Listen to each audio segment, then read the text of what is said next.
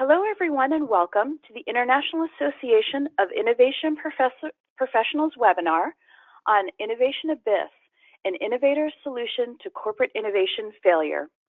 So here's a plan for today. Our presenter is going to take us through the issues, and we'll take your questions at the end of the presentation. However, please feel free to send your questions as they occur to you throughout the presentation by going to the Questions tab on your control panel and simply text chat your questions in to the organizer. You can also find a copy of the handouts for today under the Handouts tab on your GoToWebinar control panel. You can download those directly to your computer. All right, now let me introduce our speaker. Dr. Chris DeArmitt is considered one of the top plastic material experts and problem solvers in the world, which is why companies like HP, Apple, Exxon, P&G, Eaton, Total, and Disney come to him for help. In 2016, he published the book Innovation Abyss, which reveals the true reasons for innovation failure and the proven path to success. In 2018, he was featured on CBS 60 Minutes with Scott Pelley as an expert witness in a class action lawsuit related to Marlex mesh plastic implants. He helped thousands of women get settlements. Chris has a multitude of granted patents, as well as numerous articles, book chapters, encyclopedia chapters, and conference presentations to his name. He is a keynote speaker on plastics and innovation-related topics. This webinar will cover what Chris has learned about inventing and innovation through his long career as an innovator. Chris, we're delighted to have you, and the floor is yours. Thanks very much, Erin. I appreciate the introduction. Welcome, everybody. I'm going to whiz through a bunch of new material here, mostly. So I'm preparing for the second edition of the Innovation Abyss, and I've been doing a lot of research and adding new facts. So you're going to learn a lot. I hope that you'll learn more in this next hour than you've ever learned about innovation. That's a bold claim, but I think I'm going to live up to it. So hold on to your seats, and we'll launch right in. So here's the outline of what we're going to do. Very brief introduction. We had that from Erin. And then we'll talk about why does innovation fail? Because you can't fix something unless you know why it's failing. My whole career has been in innovation, actually taking products from idea to market, and so I've seen all the ways that you can fail and what companies are doing wrong. So that's a big help to know what's going wrong. And then I've gone into what I think is a good idea, how to fix it, and also I've researched the literature. So I've read hundreds of articles to prove that what I'm going to say works, whereas most people just speculate and come up with some nice sayings and don't really substantiate what they're saying. So, and I uncovered a way of getting 10 times or even better ROI on your innovation efforts. So that's an amazing thing. There's a proven way of getting 10 times better results, that's profits, per dollar spent on innovation, and nobody talks about it. So that's something I'm going to mention. And then I'm going to talk about broken tools and other things companies love to do to slow themselves down and how to handle that. So here we go. No enemy is worse than bad advice. That's Sophocles. So apparently that's been known for a while because he's not a young guy. So we've had 20 years of advice from consultants and professors, and these are people who've never brought a single product, usually, to the market. They've got no patents, they've never taken a product to market, and they're teaching you, allegedly, about innovation. Over that period, we've had zero progress. Innovation is actually slower now than it's ever been. So all of this advice from all the famous people who I won't mention by name is not helping us one bit. In fact, it might be counterproductive. We need to stop using these stupid words like disruption and all this nonsense and actually make some progress. Buzzwords don't bring you anything, may just confuse people. So we need advice from people who actually have hands-on experience and know what they're talking about. So here's an example. If your car was broken, would you go to a professor or would you go to a car mechanic? Hopefully you'd go to a car mechanic because he's got 20 years of experience, or she, of fixing cars. So that's what people are doing wrong. They're going to professors and people who are theoretically interested in innovation but have no clue how to make it work in the real world. Meanwhile, the innovators like me are busy innovating, or they have no way to get their message out to people like you. So ironically, the famous people are able to get in front of you and they have no clue what they're talking about. So I'm trying to bridge that gap here and get some factual information and helpful advice in front of you. That's why I wrote the book. I wrote this book out of anger. Every day I read some absolute nonsense on LinkedIn or somewhere else on Inc. or all the usual sites from somebody who clearly has no clue and has not got 1 minute of experience of actual innovation. And it boiled up inside of me, and I started to write little articles, and they were very popular. And then my wife said to me one day, when are you going to write that bloody book? So that was Christmas 2015, I guess, and the book came out in 2016. So I distilled down years of notes and experience into the book, and it was incredibly well received. The CTO of Procter & Gamble's reading this, CEOs of companies have read it. But the distribution is not as wide as I'd like, because I'm not Oprah Winfrey and I don't know Bill Gates. But it's been incredibly well received by people who say, yeah, this is what I experience in the real world, and they're so glad that someone's getting the real message out there. So, and the second edition will be even more powerful. So it was written out of anger, and I can't cover everything that was in the book, but I'm going to try and hit some of the main points to bring you as much value as I can in an hour. All right, so this is what it feels like going into innovation. This is what managers and companies feel like. They're going into this giant maze of the unknown, and they have no clue how to navigate it. And I feel sorry for them. I understand that. Innovation is a scary thing. It's like a fear of the dark. It's something we don't understand. It's this mysterious creative process, and they're dying for some tools or some way to get from A to B, to get to the center of that maze and get the prize. So this is what we're going to try and do today: navigate this maze. And here's something about ideas, right? Eventually, everybody will have every idea. So no business opportunity is lost because somebody else will have it. And that tells us that innovation is a matter of speed. You need to have the best idea creators to have the idea first and monetize it first, because usually the first and second to market make money and everyone else loses money. So innovation is not a game where you can sit up with your feet on the desk and pontificate and move at a snail's pace. You can't take your time just because your company's a slow-moving company. You're in competition with the rest of the world. So you have to have world-class ideas and get them from idea to fruition as quickly as possible. So what do you need to do that? We're talking about ideas here. How do we generate ideas? So here's an IQ curve. This is very well established over hundreds or millions of measurements. And what we see is that on the right-hand side, we have people who are smarter, and on the left-hand side, we have people who are less smart. So IQ is not the only way to judge people. If you did a graph of height, for example, it would look exactly the same as this, or weight, or any number of other things would show this bell curve distribution. And for some reason, people are very sensitive about the IQ one. So for example, the US Army has done giant studies over 100 years, and IQ, most people don't realize it, lay people don't realize that IQ is absolutely valid. It absolutely works, it's repeatable. You can do IQ tests that involve no language, they're not culture specific, they're just symbols, for example, and they're able to give reproducible, valid results. And the #1 predictor of job success is IQ. That's proven. So this is why the Army has been so interested in it. They want to get people in who can do a good job. And it's illegal in America to hire anyone with an IQ into the Army with an IQ of less than 83. So that means that 10% of the population are unfit, according to the Army, to do any single job they have, including presumably cleaning and all kinds of things like that. They don't want any of those people because it's more work to employ them than what you get out of them. And on the other end of the curve, we have 10% of the population have an IQ over 120. So these will be people with, if you've got a degree or a master's or a PhD, you've probably got an IQ over 120. So it's not that rare, but 10% of the population have an IQ that's over 120. And that is the threshold for being highly creative.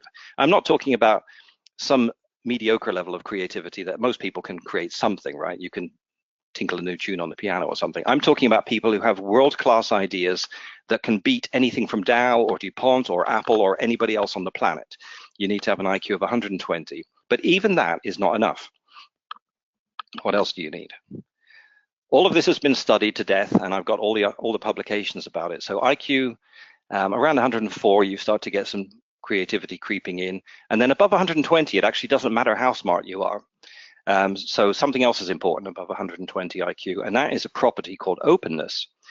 If you do the big 5 traits, which is the most common psychological test which is used today, there's a property called openness, and that is basically how much you value new experience. How thirsty are you? How inquisitive are you? And that predicts creative achievement. So this has all been studied over, again, hundreds of thousands of people, and it's not some speculation. It's known that you need a high IQ plus openness. So this means that of our 10% of the population, maybe a quarter of those, for example, have a high openness. So we're down to 2.5% of the population has any chance of coming up with a world-class idea. And both of these things are highly heritable, right? So IQ is between 50 and 80% heritable. So you can't give your kids extra carrots and make them super smart. You can't make them stand on their head or do some brain quiz. It's mostly inherited, and the same with openness. So these are not things, and this is something you can measure with a scan of the brain. You can measure it in the chemistry of the person's blood. So these are things which are really in your body, and there's not much you can do. And this underscores the futility of creativity training. Every company I've worked at, like BASF, Electrolux, Frigidaire, they always have these creativity sessions, which are a lot of fun, but they're absolutely futile because only 2.5% of people are able to create, and those people don't need the training. They're already doing it. So creativity sessions are a lot of fun, but I wouldn't waste any money on them. Okay, so, and this is something people are sensitive about, but think about any area of endeavor, right? For every inch taller you are, you have twice the chance of getting into the NBA, right? To be a professional basketball player. Very, very short people are not in the NBA. It's the same with weight. You don't have any super skinny people being sumo wrestlers. You don't have any sumo wrestlers as professional jockeys. IQ is just another property, and it's not the be all and end all, but for creativity, it really helps because it's basically your problem solving ability. So it also means people like me who are highly creative, I can take no responsibility for that. I was just luckily born into it. So it's not something to get big-headed about either. So external talent, this is a great quote. No matter how big you are, if you're BASF or Dow or DuPont, most of the smartest people are working for someone else. So what does that mean? That means that it's way better to look outside of your organization, especially as we've just seen how rare these super creative people are, right? I'm going to give you some numbers on that in a minute, how rare those people are. So given that no matter how big you are, you're only going to have a couple of these hyper creative people with world-class creativity, it's much better to go out external. And that's what people have been doing over the last 10 years or so. Open innovation is a buzzword, but it's a valid one. It actually brings value. A lot of people ask, what value does it bring? How do you quantify it? And I'm going to give for the first time some actual hard numbers on open innovation. I've won 6 challenges with Innocentive, and I've done some other ones as well. So Innocentive is probably the best known one. They give cash prizes for solving problems, industrial problems. So how do the numbers shake out? So I've solved 6 innovation challenges for them, and I asked them how many people have done that. And the answer was 40. So they have 275,000 registered innovators. These are people who think of themselves as innovators. And of those, 40 have solved 6 prizes. So that's 0.01%.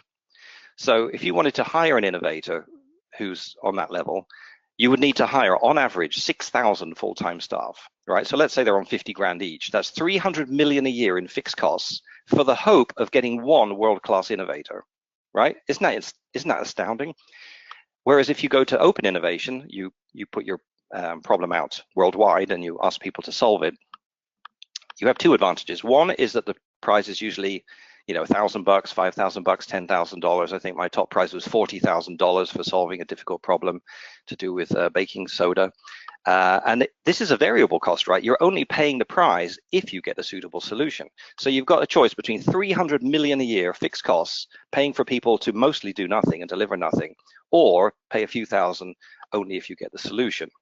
I once proposed this to Bill Barnholzer, who was the CTO of Dow at the time, and he said he doesn't believe in innovation. So he's effectively saying he'd rather spend 300 million a year in fixed costs than a few thousand in variable costs.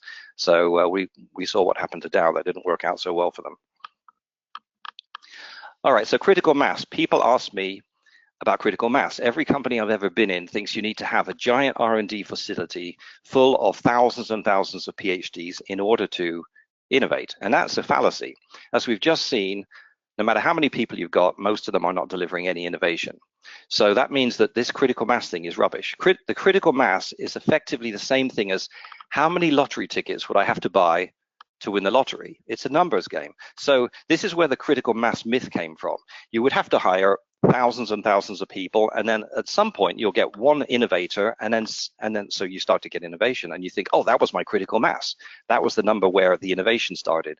But you've hired 1,000 people, and 999 have not delivered really anything, or very little, and one person is delivering a lot of it. So my friend Graham McKee retired from BASF with 210 patents, and most of the other people didn't have any.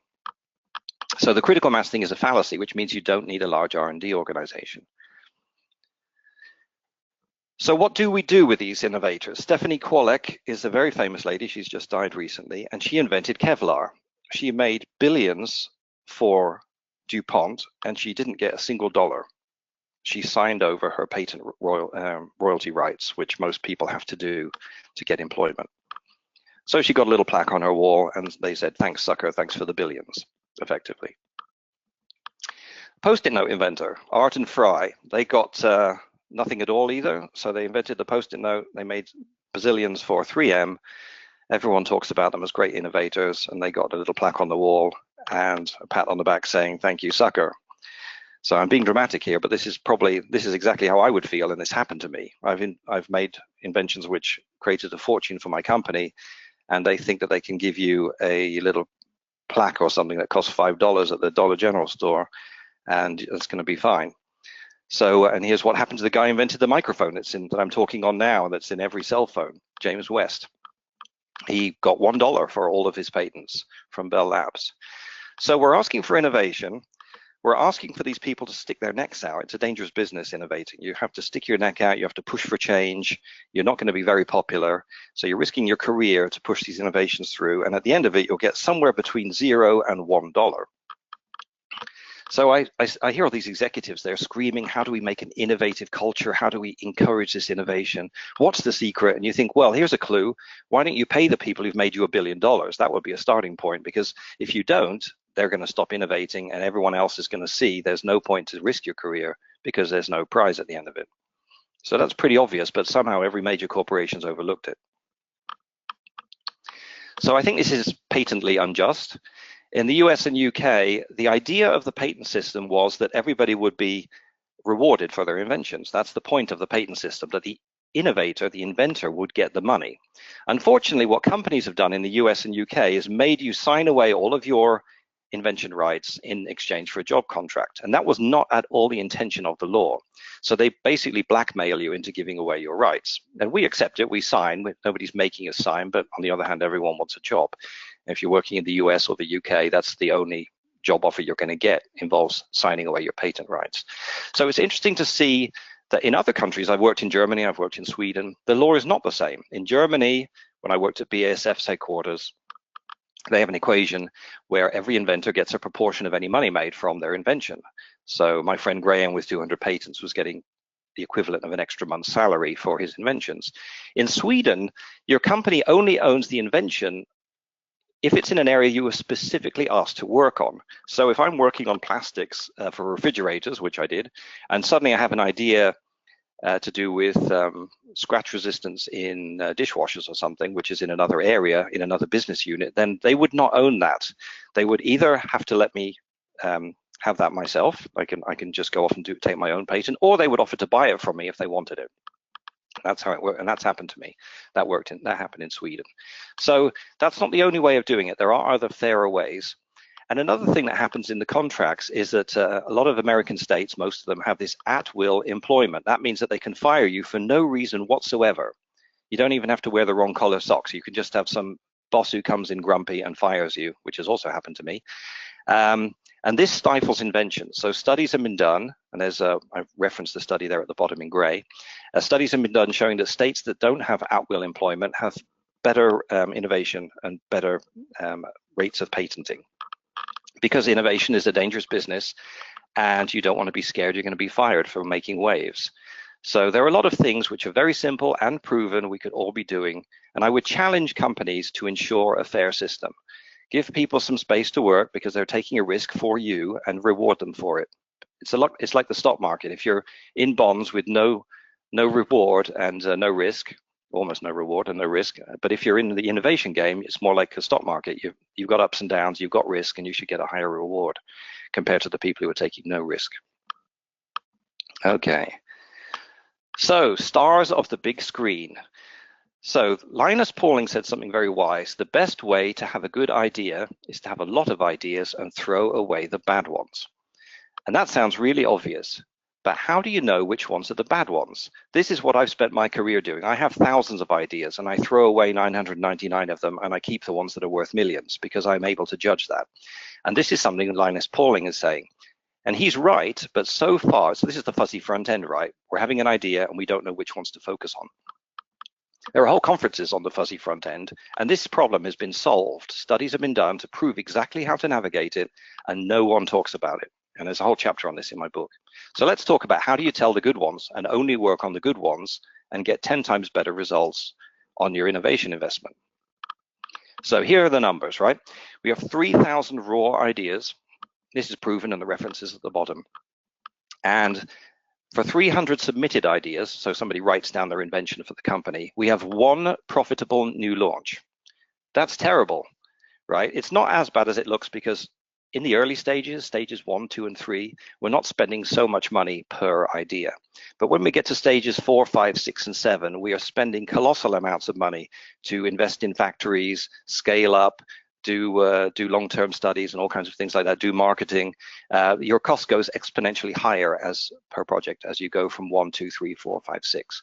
So what they did at Dow, and I'm going to give you the reference to these studies as well. This is all published, so they basically studied hundreds of projects over 10 years and worked out why do some work and why do some not work? What's the key? And they found the answer. So that's what I'm going to share with you today. How do you go from stage 4 to 7 and convert nearly all of those 9 to successful, profitable launches? Because that's where you're spending the big money, right? That's the key thing. How do you get from 4 to 7 almost 100% of the time? And here's the answer. First, here's how the funnel looks to scale. So that top line is 300 and the bottom one is 1. So whenever you see this innovation funnel, it never looks anything like this. They always show a funnel with a wide opening and a half the size as the output, but that's complete rubbish. You're basically going from 300 ideas to a tiny dot at the end. That's how bad this funnel looks in the real world. So systems give repeatability and a sense of security. StageGate is the system everyone likes to use. And at the same time, innovation success rate has declined. Six Sigma has been used and the innovation rate is declining. It turns out that these systems, everybody's afraid of innovation, so they implement these systems, and it turns out that systems do not work for innovation because innovation is doing something new. Systems only work for a process which is repeatable, like building the same bridge 100 times. That's when you need a system. If you're running the military and you've got certain exercises, then you need a system. If you're trying to impose Six Sigma, that's a system designed for repeating the same result again and again. What moron decided it would be a good idea to take a system designed for repeating the same process and implement that with regard to innovation? I mean, that was a catastrophically stupid result, and they ended up having to reverse that decision because it proved to be, it stifled all innovations, just stopped it dead. So people love these systems because they're scared of innovation and they're dying to put in some kind of autopilot or system, which is understandable. It's human nature. They want control. But it turns out it's not the system that makes any difference. It is a certain type of person. And that is not what executives want to hear. No executive wants to be relying on any kind of person. They want to have some kind of automated system in place that does the magic. But nevertheless, it's the certain type of person that makes the difference. So what kind of person is this? What they proved at Dow, okay, so we're going to get onto that in the next one. But so my experience, this is a slide about my experiences. R&D know what's technically possible, we hope, but they don't know the market needs because let's say BASF, they would forbid you, if you're in R&D, from meeting any customers. The marketing people were in control of R&D and the sales targets, but most of them had never met a customer because they were sitting there creating marketing schemes at headquarters. The salespeople know what the market wants because they meet the customers every day, but they're not technical, so they don't know what can be done by R&D. And the managers often know none of these things above. So what we need is a person who combines a little bit of all of these skills, and I call them an effectuator. That's basically been my career. My stepfather was a famous professor in England, and he said what you need to do is to span the gap between business people, so you have to have some business skills and experience, span the gap between the business people and the scientists. So be a good scientist that knows what's possible and have good business sense.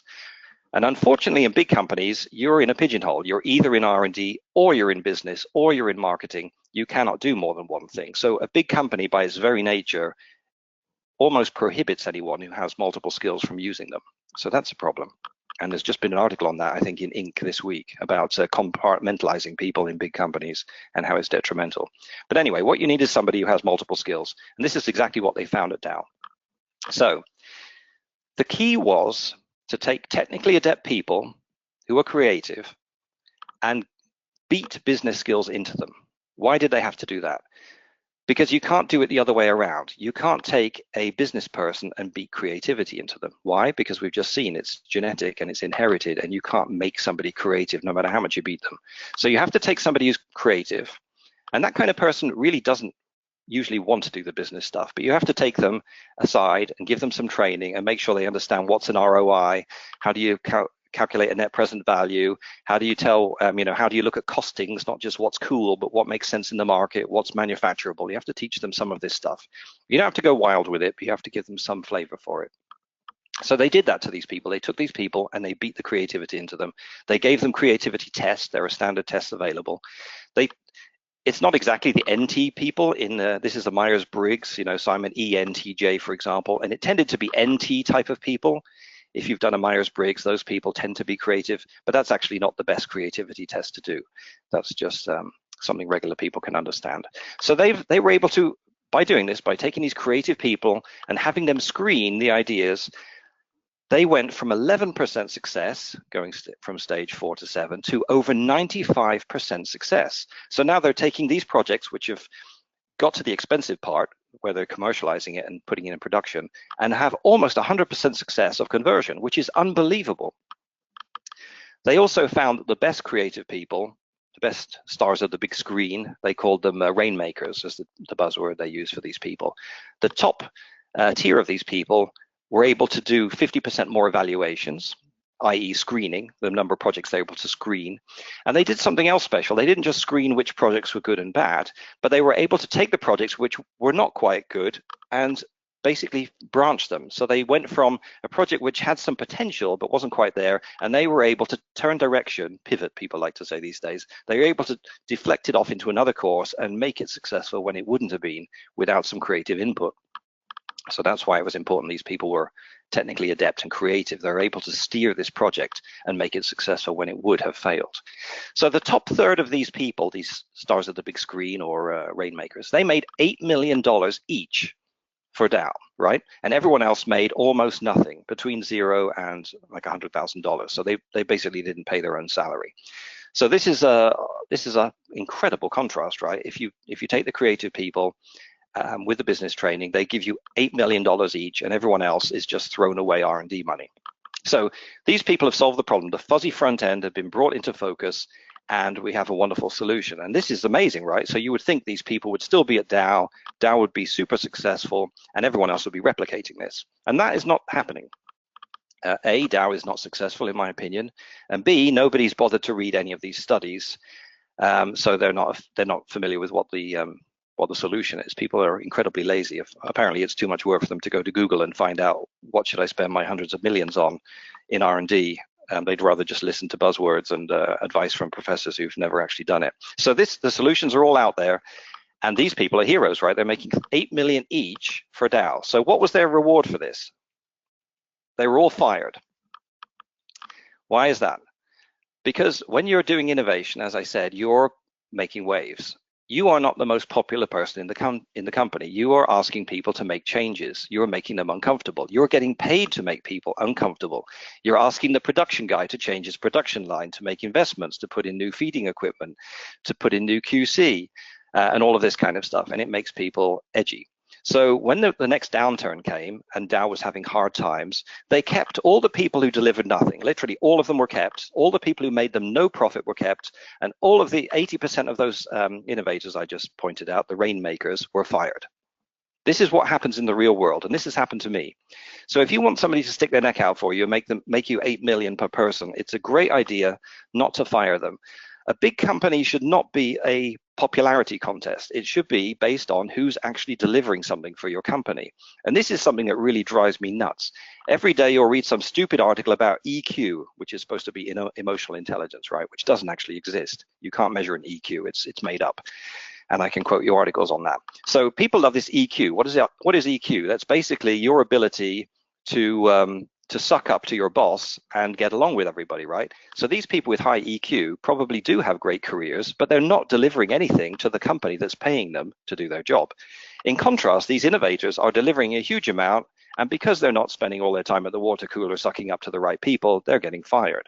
So this is something everyone talks about, this innovation culture, and this is what's going on. If you want a true innovation culture, start rewarding the people who are paying your salary and rewarding the stockholders handsomely with returns, and not paying the people who are just saying the right things. So this is what the former CEO of Tesco, that's a big supermarket chain in England, said. He said, be more tolerant of the difficult people. They're the creative ones who are not happy with the status quo. Part of being creative is seeing everything that's wrong and not just moaning about it, but saying, I can fix that. How do I fix that? That's what I do every day. Every time I see something that's wrong, I say to myself, how can I fix that? And that's what these people are like. They're out there trying to fix everything. And it takes a lot of work, and you need to give them a bit of space to do it. So let's move on from that topic and get on to systems and rules.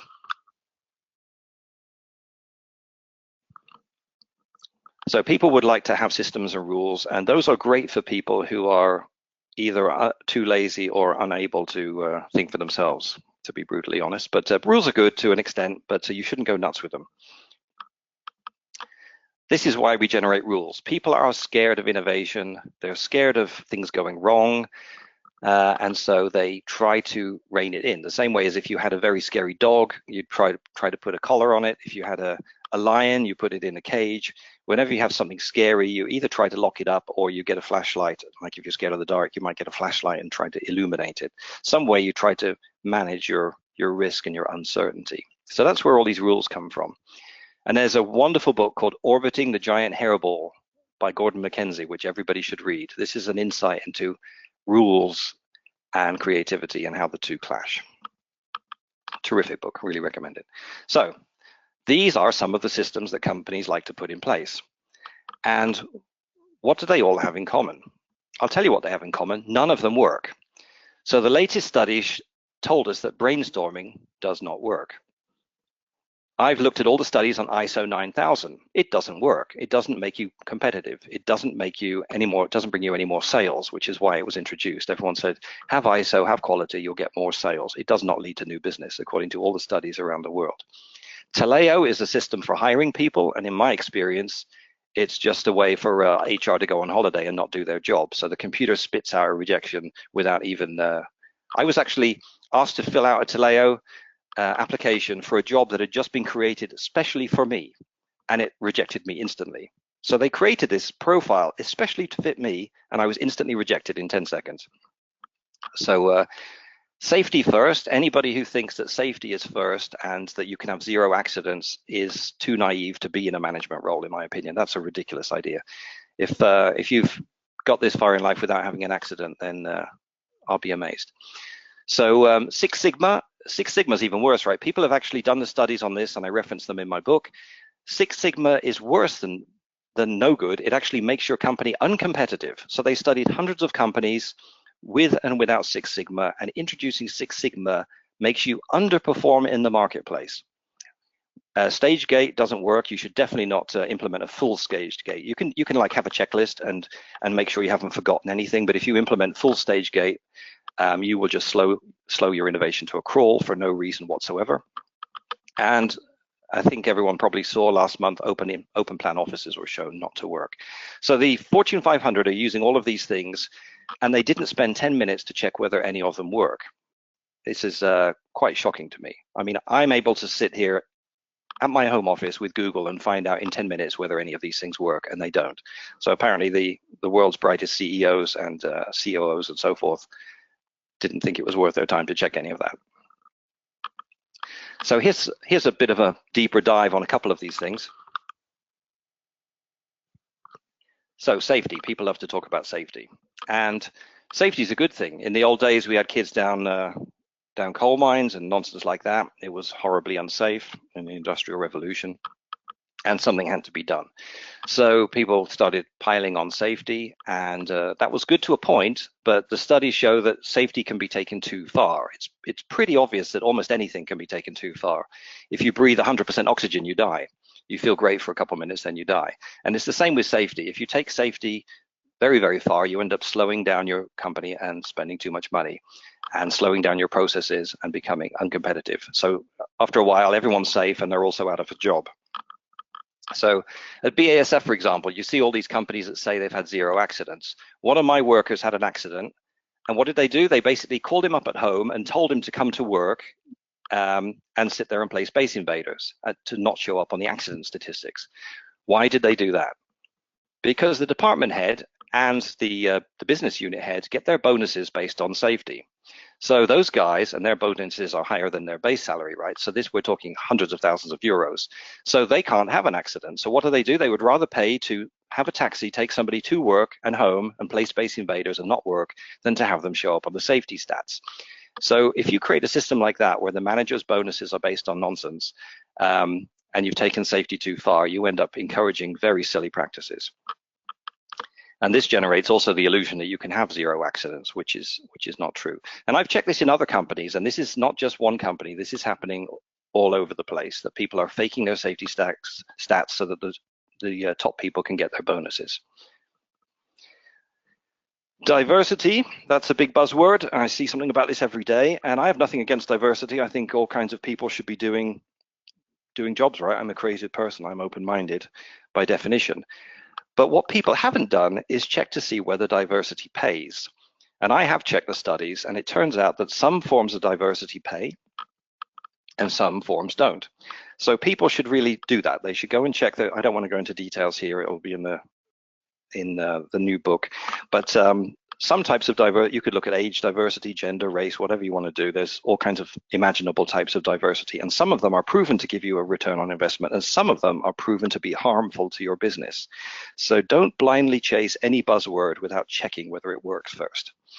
And let's take one example. STEM is a big thing right now. So everyone's trying to push women into STEM jobs, and this is how it goes, right? They assume that because there are 25% of women in STEM jobs, that somehow there's a discrimination going on. People are keeping women out of these STEM jobs that they want so desperately, right? So what do the actual studies show? They show that women have the same IQ as men, right? So they're smart enough to do science and math and all of that stuff. So that's not a problem. Then they did studies to see how good are women at STEM. And guess what? They're as good or maybe even better than guys at STEM subjects. And then they did a study to see whether, and I'm talking a study over 67 countries, this is a giant study, to see whether women want to do science. And the answer is no. Women, in general, right? I mean, people are different, but in general, guys are interested in working with things, which means picking maths and engineering jobs, and women are more interested in working with people. So they pick jobs in education and healthcare and so forth. And this is not some speculation from me. This is proven by top psychologists around the world. The more choice you give women, so in egalitarian countries like Sweden and Finland and Denmark, where women have absolute equality to do everything, they don't choose science subjects. In other countries where women are desperate for the money of the science, they will choose a science subject. Those are non-egalitarian countries, like I think Turkey was one of them. So the more choice you give a woman, the less they choose to do science. And if you extrapolate the curve, you'll see that the real number you should be at is around 20 or 25%. If in a country that's giving women as much choice as they want, about 20 or 25% of women will be doing STEM jobs. And that's the natural number. So any push to get up to 50% basically involves taking women off the streets, putting a gun to their head and telling them to do a science job that they're not interested in. And I don't know who's encouraging that, because that's just stupid. So these people are chasing buzzwords again, and they haven't checked their facts. Kind of disappointing, huh?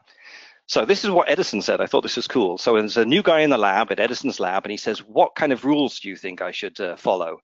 And Thomas Edison said, this is a quote from him, "Hell, there ain't no rules around here. We're trying to accomplish something." And I can totally relate to that. The more rules you have, the less you accomplish, right? You need some rules. You know, don't jump out of the windows, but that should be common sense. The number one thing should be hire people who are not morons, so you don't have to put 1,000 rules on them. Big companies think like this: let's hire the cheapest person that will fill the seat, and then we'll give them 1,000 rules because they're such a moron that we can't trust them not to jump out of the window or stick their fingers in the copying machine. That's how a big company works, pretty much. How it should work is hire the best people, and that is proven. That's absolutely proven how you would hire the really good people almost 100% of the time. Literally, there's a system where you can test this and that, and you'll get good people almost all the time. So you'll have a huge advantage over your competitors, and then you won't need so many rules because they won't be idiots. So you have to think of every rule as a tax. Every rule you implement, and you'll see that in the book, Orbiting the Giant Hairball that I mentioned. Every rule, think of it as a tax. It's something that's slowing people down. So don't just pile on rules and rules and rules, because you'll eventually be crippled. And the creative people won't want to work there because they won't be able to get anything done. So here's a few words about the company. And my wife loves this one. How long have you been working here? Ever since the boss threatened to fire me. So I'm going to talk a little bit about big companies and why they really struggle with innovation. Not just innovation, why they struggle with pretty much everything. So people seem to think that companies' growth is great, everyone should grow, stockholders love it, and it's actually not a good thing. The book Parkinsons Law, he did a study and he showed that large companies tend to grow by 6% of employees, not revenue. They grow by 6% a year. Even if your business goes down by 90%, so let's say you've lost 90% of your revenue, you're still growing by 6% a year in number of employees. So big companies have a tendency to grow. You get someone in, they want an assistant, and they want an assistant, and it just grows and grows and grows pointlessly. So what does that bring you? After a while, you've got 100,000 employees, and these are how the numbers shake out. And this is a realistic number, right? When I was at Electrolux Frigidaire, they had 80,000 employees. When I was at BASF, they had 80,000 employees. So these are reasonable. So most people are not aware of Price's law. He's a very famous economist called Solar Price.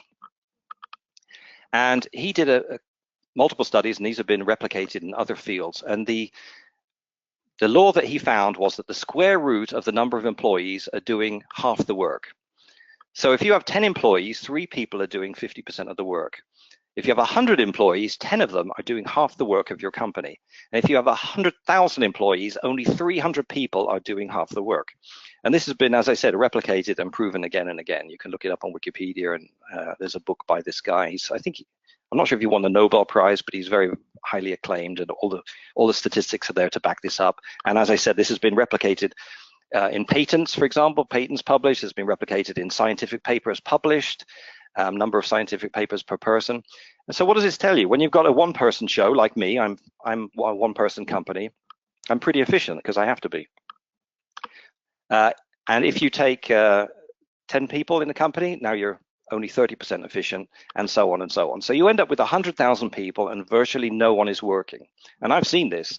That is why everyone's around at the water cooler and why everybody with the emotional intelligence is getting ahead. Hardly anybody's working, and it's all about your interpersonal skills. How good are you at selling yourself within the company? It has nothing to do with how much you're delivering. And what's even more ironic is the people who are delivering are too busy delivering, right? They don't have time to spend at the water cooler. And everyone's wondering why they're grumpy and why they don't have time to hang around with everyone. It's because they're the only ones working. So that's a reason why you shouldn't ignore this effect, and try not to grow too much, because it will just make you hideously inefficient. So social loafing, what on earth is that? This is a picture of somebody having a cup of tea in the middle of the workday. So social loafing is another very well-known phenomenon. There are hundreds of articles about it, and I've never met anyone from HR or a company that has heard of it. And it's rather important for a company's productivity. So what does that tell us? Here's a famous study from 1913 by Ringelmann. And he did an amazing study. He was trying to work out how efficient are animals and people. So he had them pull on a rope. And he had one person pull on a rope as hard as he could, and he gave 100% of his effort. Then he took 2 people. So this is like a tug of war, right? So he put 2 people, instead of people on the other side, they're just pulling against a machine that measures force. So he took 2 people and had them pull on this rope, and each one gave 90% effort. And then he had 3 people pull on the rope, and they gave 85%, and on and on and on, until they had 8 people on this rope, and each were giving 50% effort. So everyone was trying half as hard as they would if they were on their own. And what is this effect? This is, and they studied to find it, because there are multiple explanations for this effect. It could be that they're not coordinating their pulling, or it could be that they're just slacking off, right? They see that there's somebody else and they think, oh, well, somebody else will be pulling, so I don't have to pull as hard. And they actually studied all of these different things. They've replicated this work that was over 100 years ago, and they've replicated it multiple times. They've done studies with clapping, studies with shouting, and they've measured it to see if it was a coordination thing, that people aren't coordinating their efforts and synchronizing it, or whether it's just slacking off. And the answer is it's slacking off. People in a team just coast, and they assume that someone else is going to do the work. Even worse than that, there'll always be one person who is trying, and after a while, a thing takes over called the sucker effect. So if there's one person trying and they see after a while that they're carrying the whole team, they don't want to be the sucker who's doing the work for everyone. So they actually slack off after a while.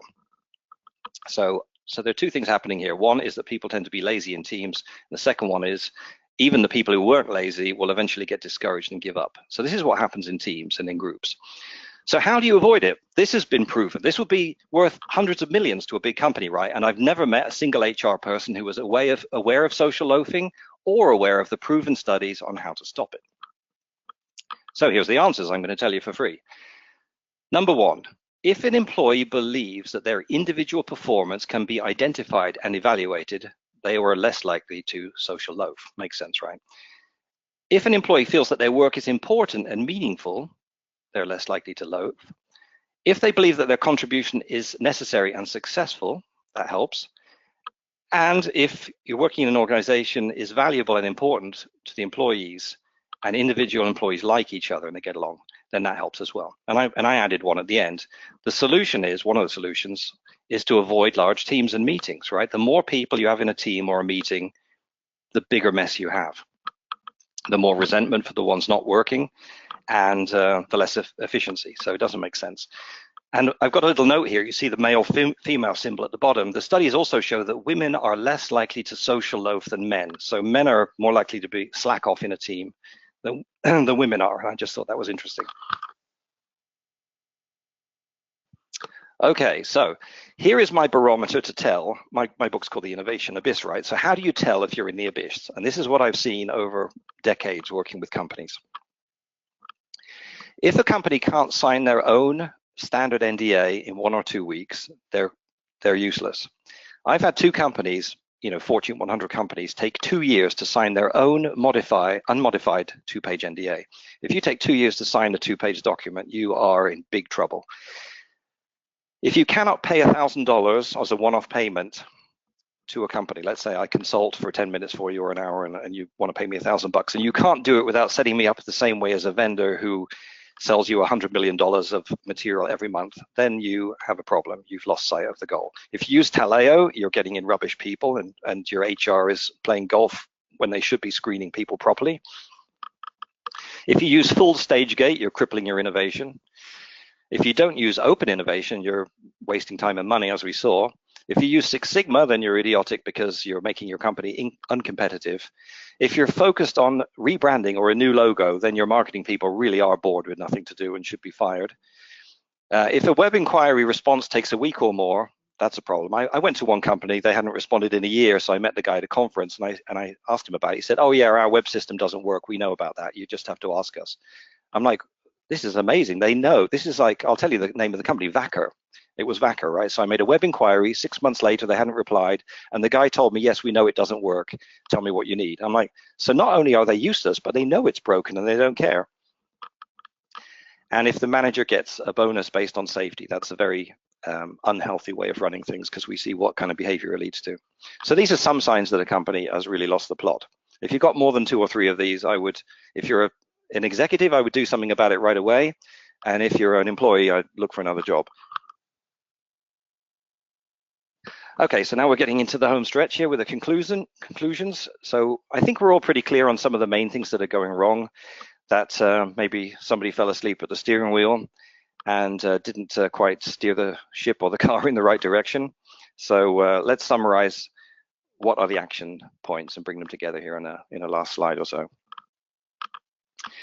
So take advice from actual innovators. So I take products from idea to market in 6 months or less, right? People come to me, I'll literally launch a new product, create a prototype, approach the vendors, work out the value proposition, work out how to scale it up and get sales in 6 months. No problem, I do it all the time. Drop the tools that don't work. ISO doesn't work. It just gives you a lot of extra rules and admin, it gives you costs and slows you down for no reason. Six Sigma makes you uncompetitive. StageGate, if you don't do it properly, can really slow you down. Brainstorming doesn't work. Open plan offices don't work. Every rule is a tax. And this is an amazing idea, right? Because you can only create rules. Nobody's taking away any rules. So if I were you and if I were an executive in a company like this, and I talk to these people and I advise them, create a task force to go in and on purpose remove some of these rules. Find every rule you could possibly remove. And I think, credit to her, I think it was the CEO of Ford who came in, they had like a 20-page document about dress code, and she changed it to one line. It said, dress appropriately. And I thought, hallelujah, finally, an executive in a large company who has a brain in their head. That was such a relief. So you should find, hire, and retain top innovators. So you should pick people with these traits which are proven to work, and you should pay them top dollar. I mean, pay them not 10% more than an average employee, pay them double or triple. Make sure these really rare people don't leave because they're delivering millions and millions of dollars and giving you an edge. Use open innovation to get world-class ideas from outside, and you can drastically cut your R&D. You could cut your R&D by 50 or 70% and have no effect on anything, because most of these people are not creating anything. They're just measuring stuff and messing around. And I know that. It pains me to say as a scientist, but that's what's going on. Half of your R&D people are kids who never grew up and have no intention of creating anything for you. And finally, be more tolerant of these creative people and hire managers. So this has been proven. If you hire creative managers, these are the people who are able to manage innovation and deal with the uncertainties, and then give them that business training so that they're able to do a good job on that side of it too. So that's pretty much it. With that, I'd like to thank everybody, and if we're taking questions, I'm willing to answer them as best I can. And this is me. I'm not a professional innovation speaker, and I have no product to sell you. I'm not selling you courses or anything. All I'm doing is trying to get the message out there so we can actually make a difference to our countries and our companies and have more fun at work. So thank you for that. Thank you so much, Chris. We do have a few questions that have come in. And folks, let me remind you, should you have a question for Chris, please go to the questions tab on your GoToWebinar control panel, and you can text chat those questions into the organizer. But Chris, let's start with our first question. You mentioned at the top of the webinar that innovation can have a 10 times ROI. Can you please share where you found studies and statistics that you found credible supporting this?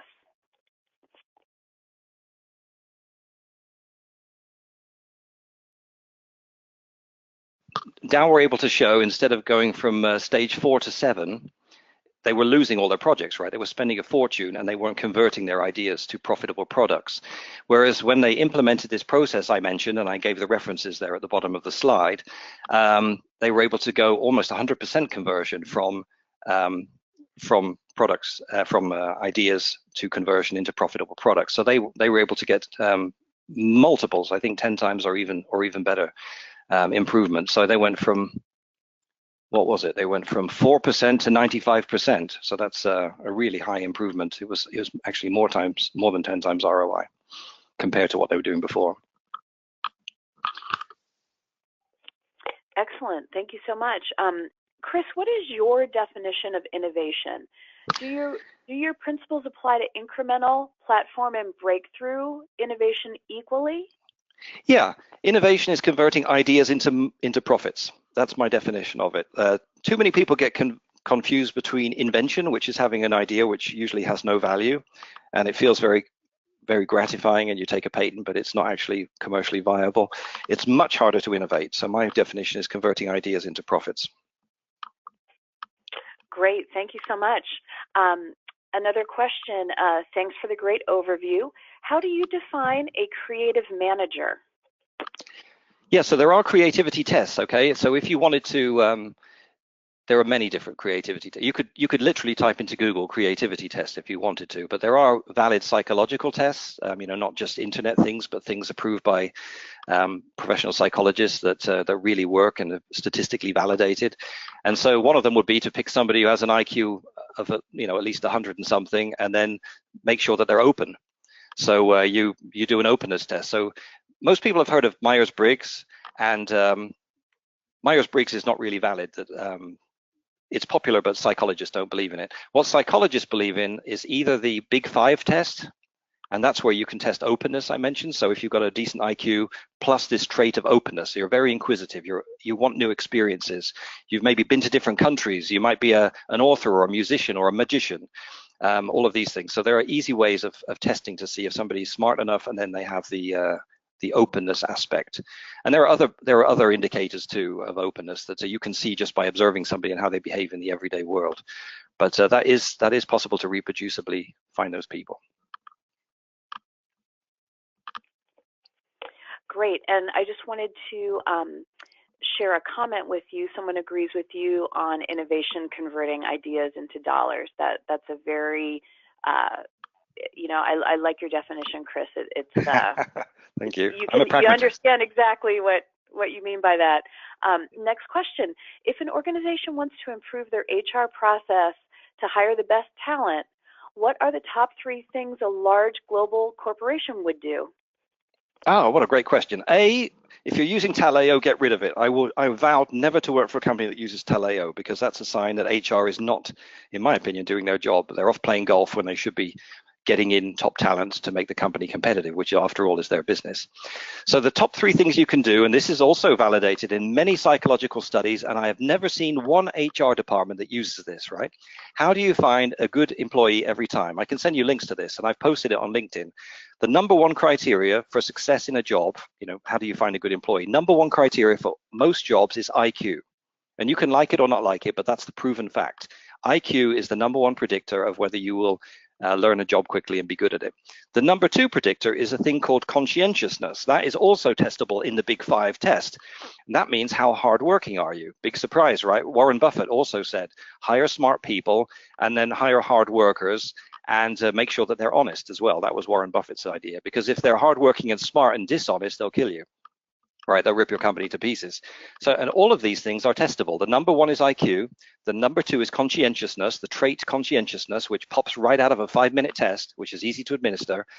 And then the number 3 one is agreeableness, and that means how well you get along with other people. So those are the top 3. And then of course there's a new test for what Warren Buffett said, which is honesty or integrity. And that one is not tested in the Big Five directly. For that one, you have to go to a test called the Hexaco. So that's basically the Big Five plus this honesty aspect. So it's HEXACO, and you can literally type that into Google right now and go to a free Hexaco test. So this boggles my mind, right? The number 1 job of HR is to get in the best people and keep them, and it's like they've been on holiday for the last 100 years. All of this stuff is validated. I can find it, a non-professional at home, all of this validated and published in peer-reviewed articles, and somehow these people have not uncovered it. It's beyond belief.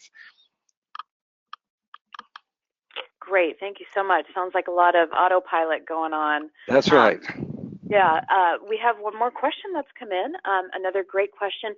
What is the best approach to influence the top executive mindset to make this change to more innovation and so forth? How can you influence the top leaders in your company if they're not doing this?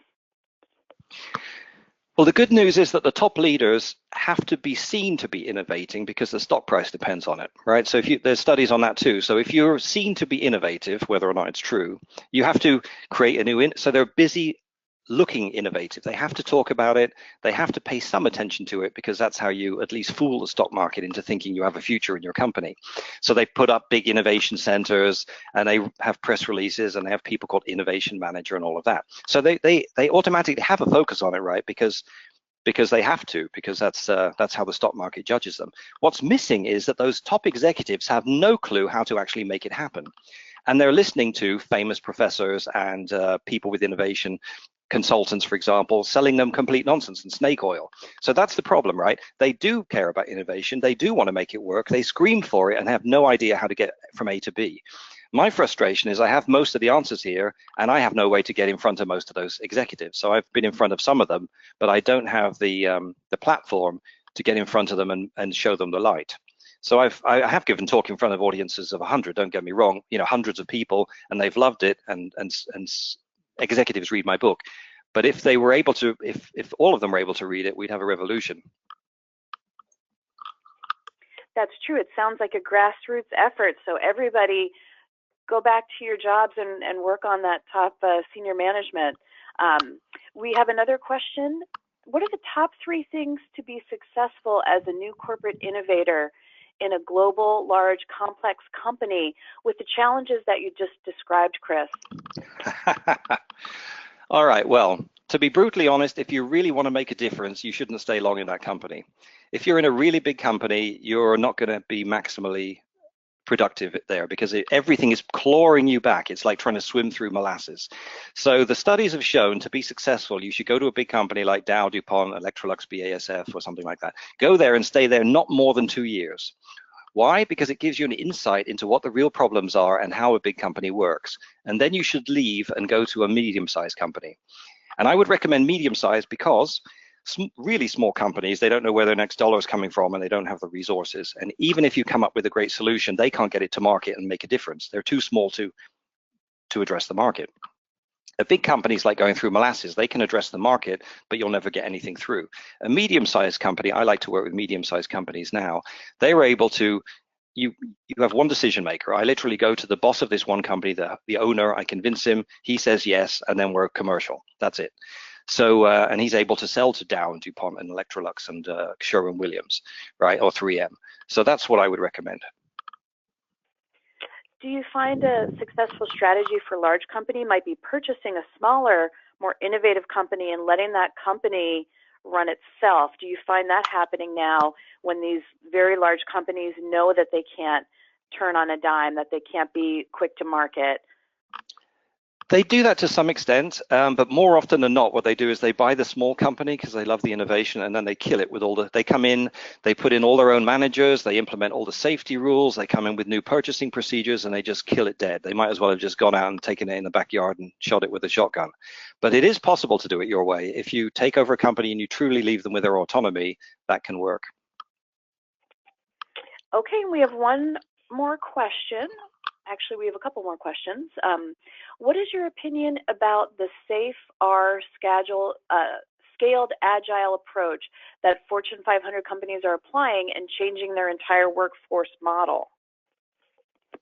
I'd have to look into that. I haven't done any checking into that topic and exactly how it works or what the numbers are. But here's my general approach, right? Let's say I want to know whether ISO 9000 works. I will literally type in ISO 9000 competitiveness study, those 3 words, for example, or let's say I want to know whether STEM works. I would type in gender STEM study into Google, right? And I'll get hits. I'll get scientific peer-reviewed papers you can download, and don't read 1 or 2. Make sure you read 10 or 20 or 100 to make sure that you're getting an overview, or look for a meta-analysis to see whether the thing that they're proposing is proven to work.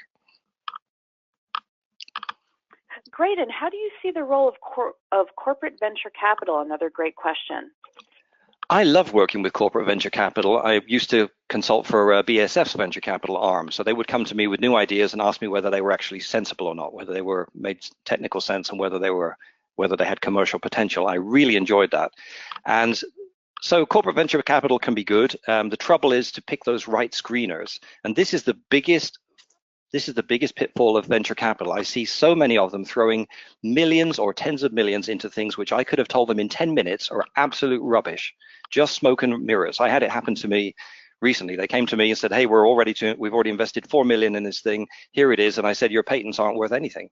And they went to their own patent guy and validated what I said. I was able to unveil and reveal that in a few minutes. So that was my advice to VCs. And unfortunately, even when I approach a VC, let's say I go to a VC specialized in materials in my area, and I say, look, here it is. Here's the proven way of screening and getting good technologies, right? So now you're going from 10% ROI to 50% ROI because you're able to pick the winners. And they're so arrogant, they're not interested in talking to you, even though you can show them the evidence that a method works. So that's a problem. They need to drop their arrogance and get in some people who can screen and tell the winners from the losers. Okay, and our last question. Do you have any advice for the mandate to create an enterprise innovation council? Sounds like a bunch of buzzwords to me. Anything can be positive if you create it properly, but sounds like an effort to make yourself look like you're innovative. Oh, look, we've got a bunch of people together. In the real world, most people with innovation in the title are not innovators. Everybody you go to, if you go to a conference, right, and you learn from innovators, they're either, as I said, business school professors or somebody from Dow or BASF with innovation in their title. And they have never brought a single product to market. Those are administrators. They are not innovators. And that's the same thing that will happen to your council, right? You'll have a bunch of people. Top managers are not creative in general, right? They get there by being good at following procedures, following rules, being popular, and all the things that innovators are not good at.